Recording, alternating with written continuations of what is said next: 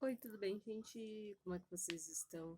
Olha aí, temos um upgrade, uma melhoria na imagem e no som da gravação dos vídeos mostrando o rosto. Eu espero muito que vocês tenham gostado. E vocês sabem que sempre quando eu apareço por aqui, normalmente para fazer resenha de livros, e dessa vez não vai ser diferente. Fazia tempo que eu não li um livro tão bom que me sentisse pronta para fazer a resenha, né? O livro da vez é O Refém do Amor, dessa autora Elizabeth Dowling. Ele é um romanção de banca, assim, mas uma capa que não condiz nada com a história, um título também que não tem muito a ver com a história. Mas eu gostaria de trazer para vocês mais assim, uma dica de leitura e fazer algumas reflexões sobre o que eu acho legal ter no romance. Alguns pontos que eu destaco dessa história aqui em si.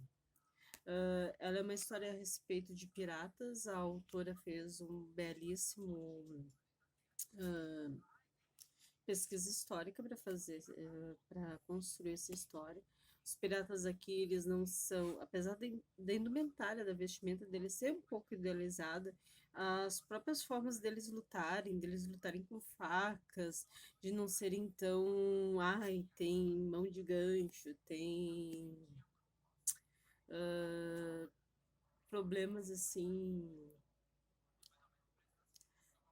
como é que pode ser, perna de pau, aquela coisa bem característica de piratas mesmo. Até mesmo os chapéus, assim, que não era uma coisa que piratas normalmente usavam. Ela não faz questão de colocar, ela coloca em outros personagens, porque era meio que um acessório da época, né? Um acessório masculino da época. Outra coisa que eu queria destacar é que essa história aqui, apesar dela passar em alto mar e ter bastante cenas de batalha, ela tem uma história bem desenvolvida, ela tem vários núcleos de personagem.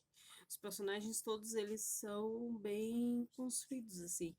Tem características específicas para cada personagem, eles não estão ali só para somar e tipo, aqui o grande diferencial é que tanto o mocinho quanto a mocinha, eles têm defeitos e qualidades, assim, eles não são seres unilaterais, eles não são seres perfeitos.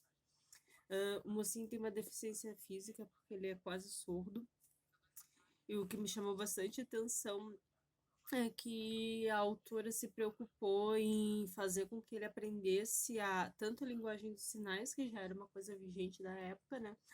Como também a leitura labial, dela destacar também a própria outra personagem como a forma dele de falar, de se expressar não é igual a gente que é ouvinte, né? Porque como essas pessoas, elas normalmente elas escutam apenas alguns pedaços da tua voz, alguns pedaços da tua vogal, eles nunca escutam como nós, que tem altos e baixos, assim, de timbre. É mais uma linha reta, então por isso que normalmente parece que eles têm uma batata na boca na hora de serem vocalizados, né? Eles sempre ficam com aquele mesmo tom, eles não fazem essa distância tonática que a gente diz. E a autora se preocupou em colocar isso dentro da história, e isso dentro da história acaba tendo alguma relevância para os personagens, acaba tendo alguma mudança na forma com que eles se veem pelo mundo, eles acabam se construindo, se desconstruindo, no caso, né? E outra coisa que eu gostei bastante também, é que a mocinha ela é teimosa, ela é arredia, ela é empivada, sabe? Ela não e isso, ela mesma reconhece que isso é um defeito, porque acaba colocando ela em situações desagradáveis por conta disso. Outra coisa que me chamou bastante atenção aqui é que tu tem também pessoas muito características daquela época, que é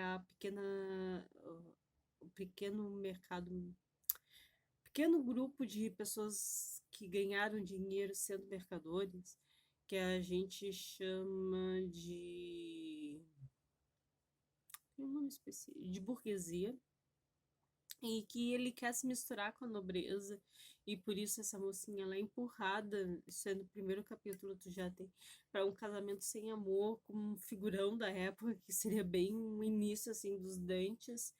E, tipo, me chamou bastante atenção que essa autora, ela mudou o cenário, né? Essa história que passa na Martinica, né? Que é a terra da Josefina, de Napoleão, né? E, tipo, no Caribe. Ela saiu um pouco daquela história de, vamos fazer uma história na Inglaterra.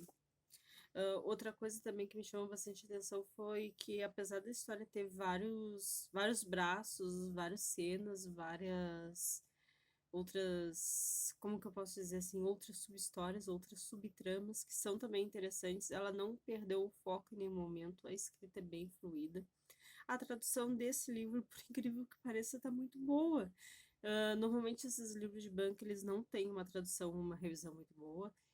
Tu encontra bastante erros de português, erros gramaticais e até mesmo erros de digitação ao longo da leitura. E eu quero levantar com essa resenha, que eu sempre gosto de fazer uma reflexão sobre aquilo que eu leio, na importância do que a gente tem na hora de ler, né? Qual a importância, assim, tu como leitor, tu pode tirar de um livro que tem diversas braçadas e diversas histórias e diversas tramas e subtramas? E eu sempre falo para as pessoas que um romance ele não precisa ser necessariamente apenas sobre o casal. Eu acho que tu contar a história de um relacionamento é legal, é interessante, é o meu gênero favorito, mas nem sempre este livro ele necessita que todo o foco do livro seja apenas no casal, se esquecendo das demais assim colocações, transformações, tal. Eu gostei muito do livro, eu super recomendo. Ele foi um 5 estrelas, ele foi um favoritado. Fazia bastante tempo que eu não li um livro tão bom de entretenimento. Eu li um livro bom, muito bom esses tempos, que foi o Cova 312 da Daniela Arthurs, mas eu considero aqueles livros dela muito complicados de resenhar, por conta do que são todas histórias reais e, tipo, jornalismo investigativo, não faz muito o perfil de pessoas que assistem resenhas, no caso. É isso, sim. Um beijo grande. Espero que vocês gostem do formato, que fique aprovado. Nos vemos no próximo vídeo e até mais. Tchau, tchau.